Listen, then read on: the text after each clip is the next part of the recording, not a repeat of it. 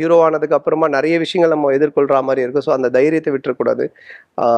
அதுக்கப்புறம் ரொம்ப நிதானம் வேணும், பொறுமையான நிதானம் வேணும். ஒவ்வொரு விஷயத்தையும் நம்ம பார்த்து பார்த்து கரெக்டாக பண்ணிட்டு இருக்கணும். நான் ஒரு நாளைக்கு 3 படம் 4 படம்லாம் ஷூட்டிங் பண்ணியிருக்கேன். காமெடியாக இருக்கும்போது பம்பரம் மாதிரி சுற்றுவேன். இங்கே போவேன், அங்கே போவேன், அங்கே நடிப்பேன், இங்கே நடிப்பேன். ஒவ்வொரு கேரக்டர் ஒன்று மாற்றி மாற்றி மாற்றி பண்ணிட்டு இருப்பேன். ஆக்சுவலாக பார்த்தீங்கன்னா தலைவா, வீரம், சிங்கம் 3, ஐ, அந்த 4 ஷூட்டிங் ஒன்றா நடந்துச்சுன்னு நினைக்கிறேன். தலைவா வந்து நம்ம ஆஸ்திரேலியாவில் நடந்துட்டு இருந்துச்சு. வீரம் வந்து இதில் ஹைதராபாத்ல நடந்துச்சு. ஹைதராபாத் தானே சார்?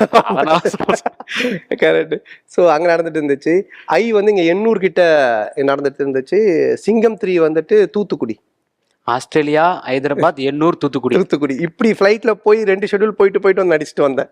ஸோ அப்படி ஒரு பரபரப்பா இருந்தேன். அதுக்கப்புறமா ஹீரோ ஆனதுக்கு அப்புறமா அந்த பரபரப்பெல்லாம் கொஞ்சம் ஸ்லோ டவுன் பண்ணி நிதானமா கொஞ்சம் பொறுமையா கரெக்டா பார்த்து கொஞ்சம் ஒர்க் பண்ணிட்டு இருக்கோம்.